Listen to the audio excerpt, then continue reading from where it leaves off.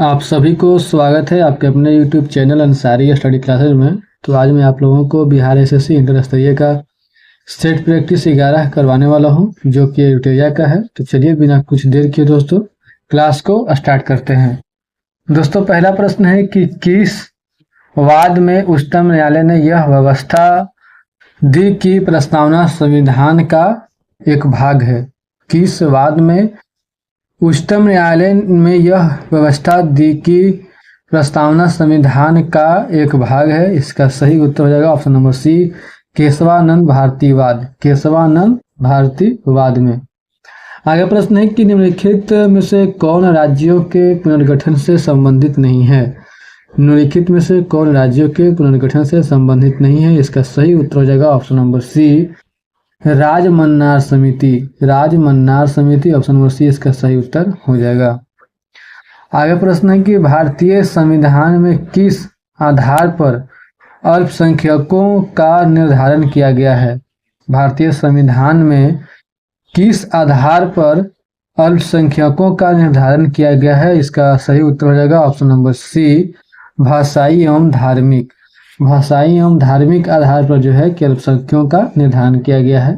Option number C इसका सही उत्तर हो जाएगा।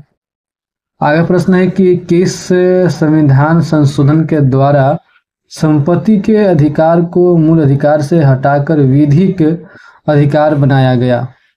किस संविधान संशोधन के द्वारा संपत्ति के अधिकार को मूल अधिकार से हटाकर विधिक अधिकार बनाया गया। इसका सही उत्तर हो जाएगा ऑप्शन नंबर बी, 44वां संविधान संशोधन। 44वां संविधान संशोधन, ऑप्शन नंबर बी इसका सही उत्तर हो जाएगा। आगे प्रश्न है कि किस राज्य में अधिकतम कितने समयावधि तक राष्ट्रपति शासन लागू रह सकता है। किसी राज्य में अधिकतम कितने समयावधि तक राष्ट्रपति शासन लागू रह सकता है। इसका सही उत्तर हो जाएगा ऑप्शन नंबर सी, 3 वर्ष तक। 3 वर्ष तक लागू रह सकता है। आगे प्रश्न है कि राष्ट्रपति किसी मामले में सर्वोच्च न्यायालय से सलाह ले सकता है। इसका उल्लेख किस अनुच्छेद में है। राष्ट्रपति किसी मामले में सर्वोच्च न्यायालय से सलाह ले सकता है। इसका उल्लेख किस अनुच्छेद में है। इसका सही उत्तर हो जाएगा ऑप्शन नंबर डी, अनुच्छेद 143। अनुच्छेद 143 में उल्लेख है। ऑप्शन नंबर डी इसका सही उत्तर हो जाएगा। आगे प्रश्न है कि किसी राज्य में पंचायतों के निर्वाचन की तिथि की घोषणा कौन करता है। किसी राज्य में पंचायतों के निर्वाचन की तिथि की घोषणा कौन करता है। इसका सही उत्तर हो जाएगा ऑप्शन नंबर बी, राज्य निर्वाचन आयोग। राज्य निर्वाचन आयोग करता है। ऑप्शन नंबर बी इसका सही उत्तर हो जाएगा। आगे प्रश्न है कि निम्नलिखित में से कौन संघ सूची का विषय नहीं है। निम्नलिखित में से कौन संघ सूची का विषय नहीं है। इसका सही उत्तर हो जाएगा option number C, police. Option number C, police जो है उस संघ सूची का विषय नहीं है। ऑप्शन नंबर सी इसका सही उत्तर हो जाएगा। आगे प्रश्न है कि पलासी के युद्ध के बाद बंगाल में किसे नवाब के दरबार में अंग्रेज रेजिमेंट नियुक्त किया गया। पलासी के युद्ध के बाद बंगाल में किसे नवाब के दरबार में अंग्रेज रेजिमेंट नियुक्त किया गया। इसका सही उत्तर हो जाएगा option number B, option number B, Luke Scrafton. Luke Scrafton को नियुक्त किया गया। ऑप्शन नंबर बी इसका सही उत्तर हो जाएगा। आगे प्रश्न है कि अंग्रेजों द्वारा पेशवा प्रथा किस पेशवा के काल में समाप्त कर दी गई। अंग्रेजों द्वारा पेशवा प्रथा किस पेशवा के काल में समाप्त कर दी गई। इसका सही उत्तर हो जाएगा ऑप्शन नंबर ए, बाजीराव द्वितीय। ऑप्शन नंबर ए, बाजीराव द्वितीय इसका सही उत्तर हो जाएगा। आगे प्रश्न है कि किस अधिनियम द्वारा गवर्नर जनरल को मुख्य सेनापति तथा गवर्नर जनरल दोनों की शक्तियां प्रदान की गई। किस अधिनियम द्वारा गवर्नर जनरल को मुख्य सेनापति तथा गवर्नर जनरल दोनों की शक्तियां प्रदान की गई। इसका सही उत्तर हो जाएगा ऑप्शन नंबर डी, 1786 का अधिनियम। 1786 का अधिनियम, ऑप्शन नंबर डी इसका सही उत्तर हो जाएगा। आगे प्रश्न है कि सूची 1 तथा सूची 2 का मिलान करें। सूची 1 तथा सूची 2 का मिलान करें। सूची 1 में संस्था है और सूची 2 में संस्थापक है। तो इस तरह जो इसका सही उत्तर हो जाएगा, इसका सही उत्तर हो जाएगा ऑप्शन नंबर डी, इसका सही उत्तर हो जाएगा ऑप्शन नंबर डी, इसका सही उत्तर हो जाएगा। यानी कि depressed class mission society, depressed class mission society का जो स्थापना किए थे वो वी आर शिंदे, संस्थापक कौन थे? V R Shinde. और जो है कि all India depressed class association, all India depressed class association का जो स्थापना किए थे वो महात्मा गांधी जी के थे, बापू किए थे। और आगे है the all India depressed class federation, the all India depressed class federation, इसका जो स्थापना किए थे, संस्थापक हैं वो डॉक्टर भीमराव अंबेडकर हैं। और आगे है कि सत्य शोधक समाज, सत्य शोधक समाज का जो संस्थापक हैं वो ज्योतिबा फुले हैं। तो इसका मिलान हो जाएगा 3 से तीसरे, इसका सही उत्तर हो जाएगा ऑप्शन नंबर डी, इसका सही उत्तर हो जाएगा दोस्तों। और आप लोग इसको याद कर लीजिएगा, जो एग्जाम में अगर याद रहेगा तभी आप मिलान कर पाएंगे। आगे बढ़ते हैं और आगे प्रश्न है कि भारतीय विश्वविद्यालय अधिनियम 1904 के अध्यक्ष निम्न में से कौन थे? भारतीय विश्वविद्यालय अधिनियम 1904 के अध्यक्ष निम्न में से कौन थे? इसका सही उत्तर हो जाएगा option number B, sir Thomas Raleigh, sir Thomas Raleigh थे, ऑप्शन नंबर बी इसका सही उत्तर हो जाएगा। आगे प्रश्न है कि न लगान न टैक्स अभियान सविनय अवज्ञा आंदोलन के दौरान कांग्रेस ने कहाँ चलाया था?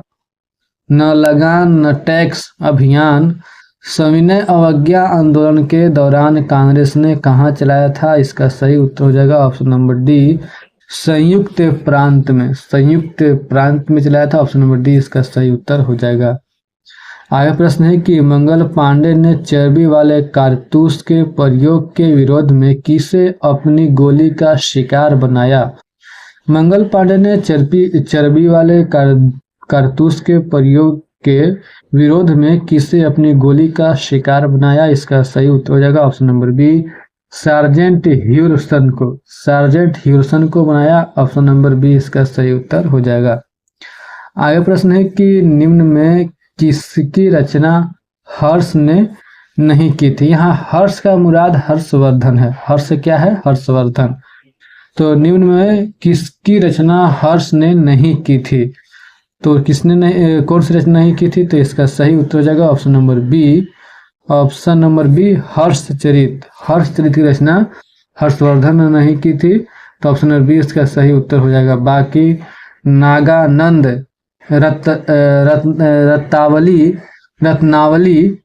रत्नावली है और प्रियदर्शिका, नागानंद और रत्नावली और प्रियदर्शिका, ये तीनों पुस्तकें का जो रचना किए हैं वो हर्षवर्धन ने किए हैं। तो ऑप्शन नंबर मतलब ऑप्शन नंबर जो है कि बी इसका सही उत्तर हो जाएगा। और बाकी ये तीनों पुस्तक जो रचना किए हैं वो हर्षवर्धन ने किए हैं। आगे प्रश्न है कि भारत पर आक्रमण करने वाला प्रथम तुर्की मुसलमान कौन था? भारत पर आक्रमण करने वाला प्रथम तुर्की मुसलमान कौन था? इसका सही उत्तर हो जाएगा ऑप्शन नंबर बी, अल्पतगिन था, अल्पतगिन था, ऑप्शन नंबर बी है। यानी कि भारत पर आक्रमण करने वाला प्रथम तुर्की मुसलमान कौन था? तो सुबुक्तगिन था, अल्पतगिन नहीं, सुबुक्तगिन था। और सुबुक्तगिन का ही बेटा था मोहम्मद गजनवी। यानी कि भारत पर आक्रमण करने वाला प्रथम तुर्की मुसलमान कौन था? तो सुबुक्तगिन था, ऑप्शन नंबर बी इसका सही उत्तर हो जाएगा। और आप लोगों को बता दें कि सुबुक्तगिन का ही बेटा था मोहम्मद गजनवी, ये भी आप लोग याद कीजिए, जिसने भारत पर 17 बार आक्रमण किया है मोहम्मद गजनवी ने। और किसका बेटा है? तो सुबुक्तगिन का बेटा है। और भारत पर आक्रमण करने वाला प्रथम तुर्की मुसलमान कौन है? तो सुबुक्तगिन है। आगे प्रश्न है कि चचनामा अली अहमद द्वारा अरबी भाषा में लिखित एक प्रमुख ग्रंथ है जिसमें मुख्य रूप से वर्णन किया गया है।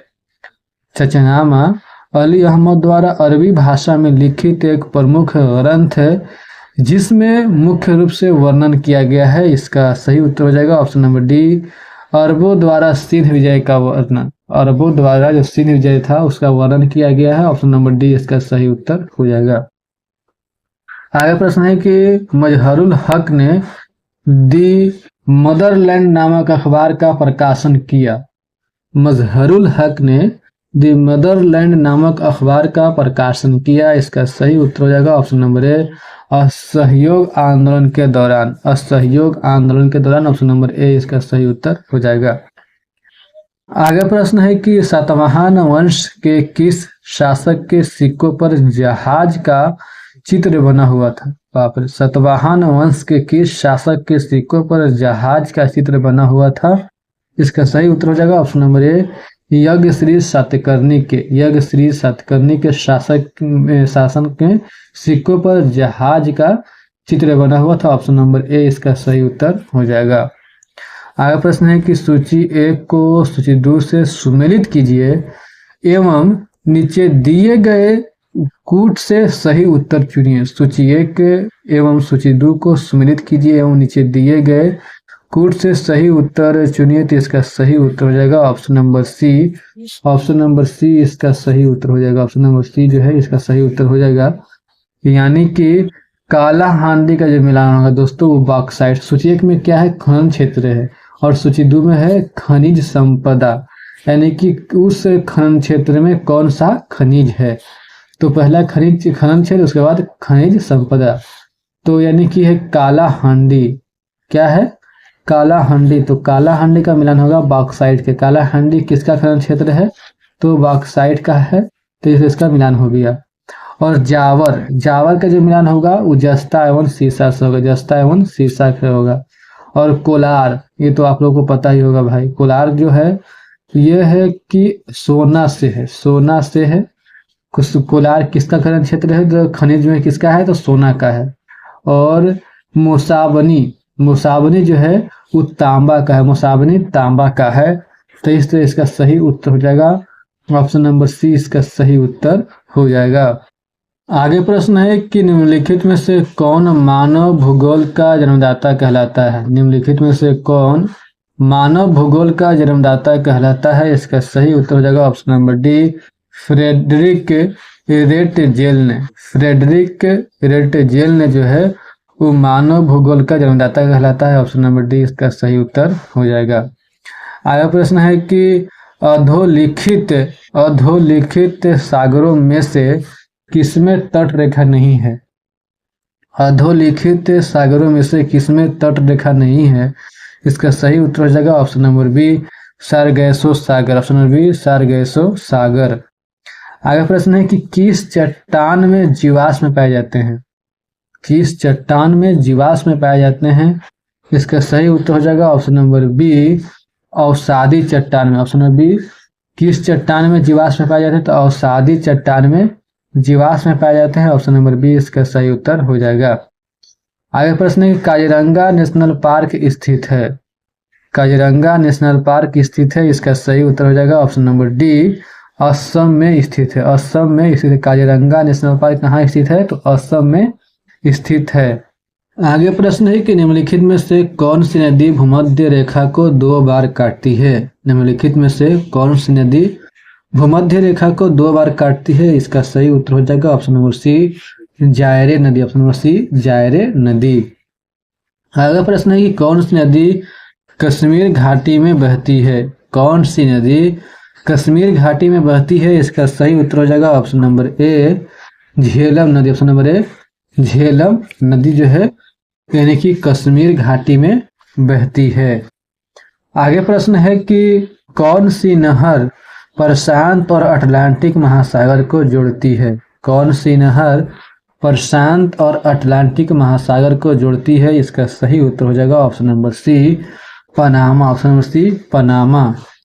आगे प्रश्न है कि निम्नलिखित में से कौन सी एक संस्था विदेशी वाणिज्यिक उधारी को नियमित करती है। निम्नलिखित में से कौन सी एक संस्था विदेशी वाणिज्यिक उधारी को नियमित करती है। इसका सही उत्तर हो जाएगा ऑप्शन नंबर डी भारतीय रिजर्व बैंक। भारतीय reserve bank option number D इसका सही उत्तर हो जाएगा। आगे प्रश्न है कि भारत में सेवा कर किसकी सिफारिशों से लागू हुआ।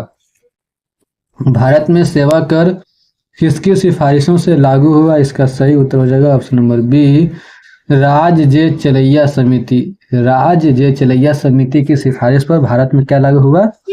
तो यानी कि सेवा कर लागू हुआ। ऑप्शन नंबर बी इसका सही उत्तर हो जाएगा। आगे प्रश्न है कि विकास के मानवीय पक्ष पर निम्नलिखित में से किस एक ने सबसे पहले ध्यान केंद्रित किया? विकास के मानवीय पक्ष पर निम्नलिखित में से किस एक ने सबसे पहले ध्यान केंद्रित किया? इसका सही उत्तर हो जाएगा ऑप्शन नंबर ए, संयुक्त राष्ट्र विकास कार्यक्रम। संयुक्त राष्ट्र विकास कार्यक्रम, ऑप्शन नंबर ए इसका सही उत्तर हो जाएगा। आगे प्रश्न है कि बंधुआ मजदूर उन्मूलन अधिनियम किस वर्ष में पारित किया गया? बंधुआ मजदूर अधिनियम किस वर्ष में पारित किया गया? इसका सही उत्तर हो जाएगा ऑप्शन नंबर बी, 1976 ईस्वी में। 1976 ईस्वी में पारित किया गया। ऑप्शन नंबर बी इसका सही उत्तर हो जाएगा। आगे प्रश्न है कि निम्नलिखित में से कौन निर्धनता के लिए उत्तरदायी नहीं है? निम्नलिखित में से कौन निर्धनता के लिए उत्तरदायी नहीं है? इसका सही उत्तर हो जाएगा ऑप्शन नंबर डी, बढ़ती निवेश दर। बढ़ती निवेश दर, ऑप्शन नंबर डी इसका सही उत्तर हो जाएगा। आगे प्रश्न है कि निम्नलिखित में से कौन सी एक सकल घरेलू उत्पाद गणना करने की विधि नहीं है? निम्नलिखित में से कौन सी एक सकल घरेलू उत्पाद गणना करने की विधि नहीं है? और सकल घरेलू उत्पाद को जीडीपी भी कहते हैं, इसको याद रखिएगा। तो इसका सही उत्तर हो जाएगा ऑप्शन नंबर बी, ह्रासमान लागत विधि। ह्रासमान लागत विधि, ऑप्शन नंबर बी इसका सही उत्तर हो जाएगा। आगे प्रश्न है कि नकद आरक्षित अनुपात को कम करने से अर्थव्यवस्था पर इसका निम्नलिखित प्रभाव पड़ेगा। नकद आरक्षित अनुपात को कम करने से अर्थव्यवस्था पर इसका निम्नलिखित प्रभाव पड़ेगा। तो इसका सही उत्तर हो जाएगा option number C. Option number C 1 2 3 4, 1 2 3 4, यानी कि सही कोड का चयन कीजिए तो सी सही हो जाएगा। यानी कि जो चारों प्रभाव पड़ेगा, बैंक के पास अधिक तरलता लाभ होगा, ये भी सही है। और अर्थव्यवस्था में निवेश वृद्धि देखने को मिल सकती है, ये भी सही है। और अर्थव्यवस्था में मुद्रा बढ़ सकती है, ये भी सही है। और वास्तविक निवेश दर में गिरावट आ सकती है, ये भी सही है। तो इस तरह इसका सही उत्तर हो जाएगा ऑप्शन नंबर सी। आगे बढ़ते हैं और आगे प्रश्न है कि द बिहार हेराल्ड समाचार को किस वर्ष प्रकाशित किया गया था? द बिहार हेराल्ड समाचार को किस वर्ष प्रकाशित किया गया था? इसका सही उत्तर हो जाएगा ऑप्शन नंबर सी, 1875 में। 1875 में प्रकाशित किया गया था। ऑप्शन नंबर सी इसका सही उत्तर हो जाएगा। आगे प्रश्न है कि भारत वन स्थिति रिपोर्ट 2021 के अनुसार बिहार में वन प्रतिशत कितना है? भारत वन स्थिति रिपोर्ट 2021 के अनुसार बिहार में वन प्रतिशत कितना है? इसका सही उत्तर हो जाएगा option number B, 7.84%। 7.84%, option number B इसका सही उत्तर हो जाएगा। आगे प्रश्न है कि शराब पर स्वास्थ्य चेतावनी लागू करने वाला पहला देश कौन सा है? स्वास्थ्य पर स्वास्थ्य चेतावनी लागू करने वाला पहला देश कौन सा है? इसका सही उत्तर हो जाएगा ऑप्शन नंबर डी, आयरलैंड है। ऑप्शन नंबर डी आयरलैंड है। अगला प्रश्न है कि हाल के दिनों में चर्चा में रहा हॉलमार्क के यूनिक आइडेंटिफिकेशन नंबर में कुल कितने अंक है? हाल के दिनों में चर्चा में रहा हॉलमार्क यूनिक आइडेंटिफिकेशन नंबर में कुल कितने अंक है? इसका सही उत्तर हो जाएगा option number B. Option number B 6 अंक है। ऑप्शन नंबर बी 6 अंक है। आगे प्रश्न है कि प्रतिवर्ष विश्व सतत परिवहन दिवस कब मनाया जाता है? प्रतिवर्ष विश्व सतत परिवहन दिवस कब मनाया जाता है? इसका सही उत्तर हो जाएगा ऑप्शन नंबर सी, 26 नवंबर को। ऑप्शन नंबर सी 26 नवंबर को मनाया जाता है। आगे प्रश्न है कि अंतर्राष्ट्रीय बौद्धिक संपदा सूचकांक 2023 में भारत का स्थान क्या है? अंतर्राष्ट्रीय बौद्धिक संपदा सूचकांक 2023 में भारत का स्थान क्या है? इसका सही उत्तर हो जाएगा ऑप्शन नंबर डी, 42वां स्थान है। ऑप्शन नंबर डी 42वां स्थान है। आगे प्रश्न है कि shaping a future of rights, shaping of future of rights shaping of future of rights विषय के साथ कौन सा दिवस 2023 में मनाया गया? तो इसका सही उत्तर हो जाएगा ऑप्शन नंबर ए, विश्व प्रेस स्वतंत्रता दिवस। विश्व प्रेस स्वतंत्रता दिवस मनाया गया, ऑप्शन नंबर ए इसका सही उत्तर हो जाएगा।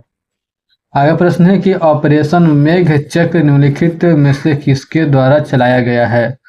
ऑपरेशन मेघ चक्र निम्नलिखित में से किसके द्वारा चलाया गया है? इसका सही उत्तर हो जाएगा ऑप्शन नंबर ए, सीबीआई के द्वारा। ऑप्शन नंबर ए, सीबीआई के द्वारा चलाया गया है। आगे प्रश्न है कि बजट 2023-24 के तहत शिक्षा पर कितना व्यय करने की योजना बनाई गई है? बजट 2023-24 के तहत शिक्षा पर कितना व्यय करने की योजना बनाई गई है? इसका सही उत्तर हो जाएगा ऑप्शन नंबर बी, 1,12,899। 1,12,899 करोड़ जो है बजट 2023-24 के तहत शिक्षा पर इतना खर्च करने का योजना बनाया गया है। 1,12,899 करोड़। तो ऑप्शन नंबर बी इसका सही उत्तर हो जाएगा। आगे प्रश्न है कि टाइम पत्रिका सूची 2023 के तहत किस अभिनेता को शामिल किया गया? टाइम पत्रिका सूची 2023 के तहत किस अभिनेता को शामिल किया गया? इसका सही उत्तर हो जाएगा option number B, Shahrukh Khan को। शाहरुख खान को शामिल किया गया। यानी कि सबसे ज्यादा प्रभावशाली व्यक्ति कौन रहता है उसी में टाइम पत्रिका उसी को बोलते हैं, तो उसी में इसका मतलब सूची में शामिल किया जाता है। तो इसका जो है कि शाहरुख खान सबसे प्रभावशाली व्यक्ति में गिनती है भारत में। आगे प्रश्न है कि हाल ही में तारिक फतेह का निधन हो गया, उनका संबंध किस क्षेत्र से था? हाल ही में तारिक फतेह का निधन हो गया, उनका संबंध किस क्षेत्र से था? इसका सही उत्तर हो जाएगा ऑप्शन नंबर ए, लेखक थे। ऑप्शन नंबर ए, लेखक थे। एक पाकिस्तानी मूल के कनाडाई लेखक थे जो पाकिस्तान के जो है कि वहाँ आतंकवाद के ऊपर हमलावर लिखते रहते थे, वही थे तारिक फतेह। तो ऑप्शन नंबर ए लेखक थे। ऑप्शन नंबर ए इसका सही उत्तर हो जाएगा। आगे प्रश्न है कि केंद्र सरकार द्वारा कूनो राष्ट्रीय उद्यान में कितने दक्षिण अफ्रीकी चीतों को लाए जाने की योजना बनाई गई है? केंद्र सरकार द्वारा कूनो राष्ट्रीय उद्यान में कितने दक्षिण अफ्रीकी चीतों को लाए जाने की योजना बनाई गई है? इसका सही उत्तर हो जाएगा option number C, 12। Option number C, 12। आगे प्रश्न है कि पहला वैश्विक बौद्ध शिखर सम्मेलन 2023 का आयोजन कहाँ किया गया? पहला वैश्विक बौद्ध शिखर सम्मेलन 2023 का आयोजन कहाँ किया गया? इसका सही उत्तर हो जाएगा ऑप्शन नंबर ए, नई दिल्ली में। ऑप्शन नंबर ए, नई दिल्ली में किया गया। आगे प्रश्न है कि प्रसिद्ध पुस्तक कथकली डांस थिएटर पुस्तक के लेखक कौन है? प्रसिद्ध पुस्तक कथकली डांस थिएटर पुस्तक के लेखक कौन है? इसका सही उत्तर हो जाएगा ऑप्शन नंबर बी, के गोपाल कृष्णन। के गोपाल कृष्णन है। ऑप्शन नंबर बी इसका सही उत्तर हो जाएगा। आगे प्रश्न है कि मंगलयान 2 किस वर्ष तक प्रक्षेपित करने का लक्ष्य रखा गया है? मंगलयान 2 किस वर्ष तक प्रक्षेपित करने का लक्ष्य रखा गया है? इसका सही उत्तर हो जाएगा ऑप्शन नंबर ए, 2024 तक। ऑप्शन नंबर ए, 2024 तक प्रक्षेपित करने का लक्ष्य रखा गया है। आगे प्रश्न है कि ज्योति तीव्रता का एसआई इकाई है। ज्योति तीव्रता का एसआई इकाई है। इसका सही उत्तर हो जाएगा ऑप्शन नंबर बी, कैंडेला है। ऑप्शन नंबर बी, कैंडेला है। आगे प्रश्न है कि निम्नलिखित में से कौन कारक रक्त जमाव के लिए आवश्यक है? निम्नलिखित में से कौन कारक रक्त जमाव के लिए आवश्यक है? इसका सही उत्तर हो जाएगा ऑप्शन नंबर ए, विटामिन के, कैल्शियम तथा फाइब्रिनोजन प्रोटीन। विटामिन के, कैल्शियम तथा fibrinogen protein. Option number A इसका सही उत्तर हो जाएगा। आगे प्रश्न है कि किस रोग में तांबा ऊतकों में जमा हो जाता है? किस रोग में तांबा ऊतकों में जमा हो जाता है? इसका सही उत्तर हो जाएगा ऑप्शन नंबर ए, विल्सन रोग। ऑप्शन नंबर ए, विल्सन रोग में। आगे प्रश्न है कि निम्न में से किस तरंग को ऊष्मा तरंग भी कहते हैं?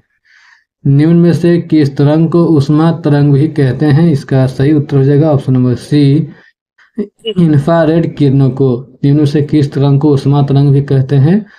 तो इंफ्रारेड किरणों को ऊष्मा तरंग भी कहते हैं। ऑप्शन नंबर सी इसका सही उत्तर हो जाएगा। आगे प्रश्न है कि नींबू में लिटिल लीफ रोग किसके कमी के कारण होता है? नींबू में लिटिल लीफ रोग किसके कमी के कारण होता है? इसका सही उत्तर हो जाएगा ऑप्शन नंबर ए तांबा के। ऑप्शन नंबर ए तांबा के कमी के कारण होता है। ऑप्शन नंबर ए इसका सही उत्तर हो जाएगा। अगला प्रश्न है कि सूर्य के चारों ओर पृथ्वी की गति है। सूर्य के चारों ओर पृथ्वी की गति है, इसका सही उत्तर हो जाएगा ऑप्शन नंबर ए आवर्धिक गति। आवर्धिक गति ऑप्शन नंबर ए इसका सही उत्तर हो जाएगा।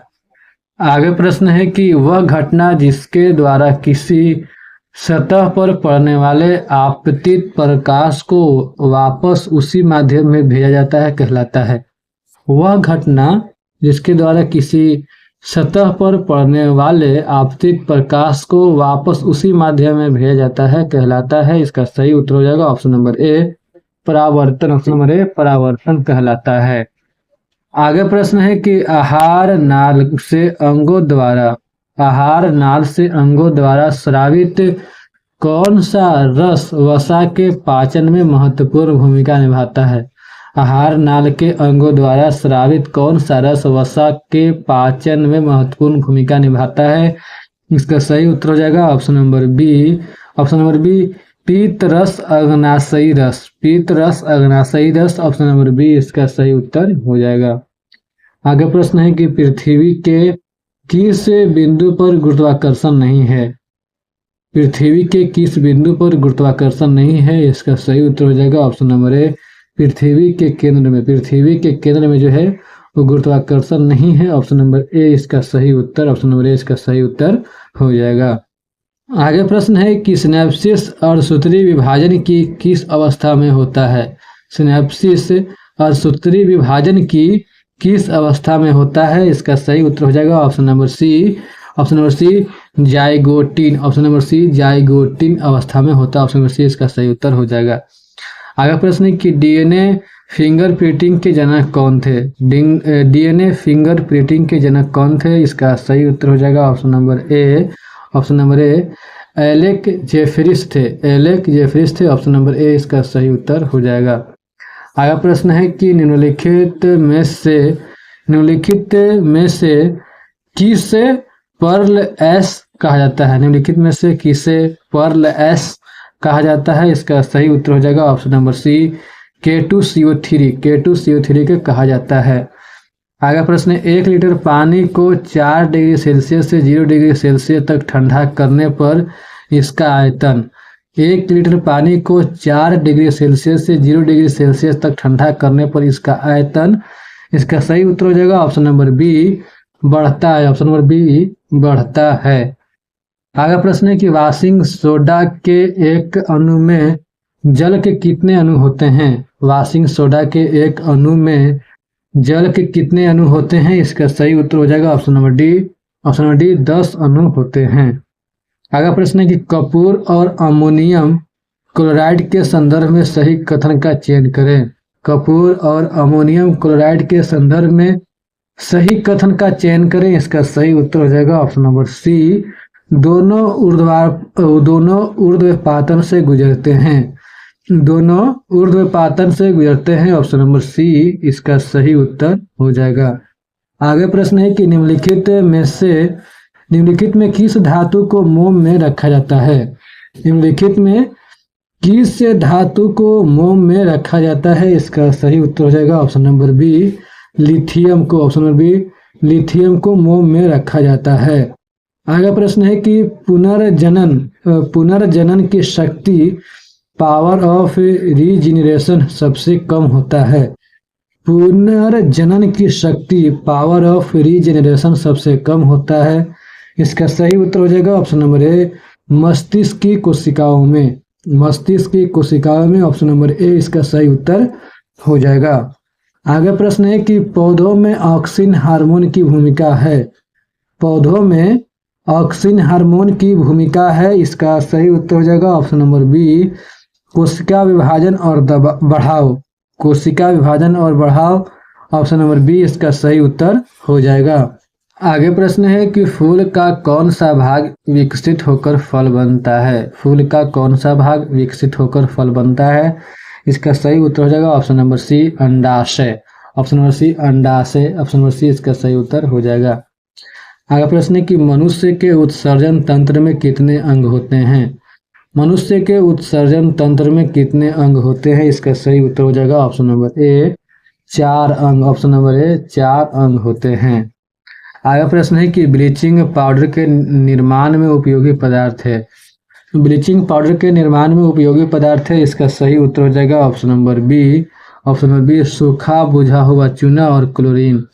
सूखा बुझा हुआ चूना नहीं, चूना और क्लोरीन। ऑप्शन नंबर बी इसका सही उत्तर हो जाएगा। आगे प्रश्न है कि आयनिक बंध के निर्माण के दौरान एक परमाणु से दूसरे परमाणु में स्थानांतरण होता है। आयनिक बंध के निर्माण के दौरान एक परमाणु से दूसरे परमाणु में स्थानांतरण होता है। इसका सही उत्तर हो जाएगा ऑप्शन नंबर ए, इलेक्ट्रॉन का। ऑप्शन नंबर ए, इलेक्ट्रॉन का स्थानांतरण होता है। ऑप्शन नंबर ए इसका सही उत्तर हो जाएगा। आगे प्रश्न है कि निम्नलिखित में से कौन कार्बन का अपरूप नहीं है। निम्नलिखित में से कौन कार्बन का अपरूप नहीं है। इसका सही उत्तर हो जाएगा option number A, fluorine. Option number A, fluorine जो है वो कार्बन का अपरूप नहीं है। ऑप्शन नंबर ए इसका सही उत्तर हो जाएगा। आगे प्रश्न है कि समानांतर प्रतिरोध वाले सर्किट का प्रभावी प्रतिरोध होता है। समानांतर प्रतिरोध वाले सर्किट का प्रभावी प्रतिरोध होता है। इसका सही उत्तर हो जाएगा ऑप्शन नंबर ए, व्यक्तिगत प्रतिरोधों से कम। व्यक्तिगत प्रतिरोधों से कम। ऑप्शन नंबर ए इसका सही उत्तर हो जाएगा। आगे प्रश्न है कि कार्य को किस सूत्र द्वारा व्यक्त किया जाता है। कार्य को किस सूत्र द्वारा व्यक्त किया जाता है। इसका सही उत्तर हो जाएगा ऑप्शन नंबर ए, कार्य बराबर बल गुने विस्थापन। कार्य बराबर बल गुने विस्थापन। ऑप्शन नंबर ए इसका सही उत्तर हो जाएगा। तो ठीक है दोस्तों, उम्मीद करता हूं कि आप लोगों को मेरा वीडियो पसंद आया होगा। अगर वीडियो पसंद आया होगा तो वीडियो को लाइक कीजिए, दोस्तों के साथ शेयर कीजिए। अगर चैनल पे नए हैं तो चैनल को सब्सक्राइब कीजिए। वीडियो के देखने के लिए बहुत बहुत धन्यवाद दोस्तों। मिलते हैं नेक्स्ट क्लास में, तब तक के लिए जय हिंद दोस्तों।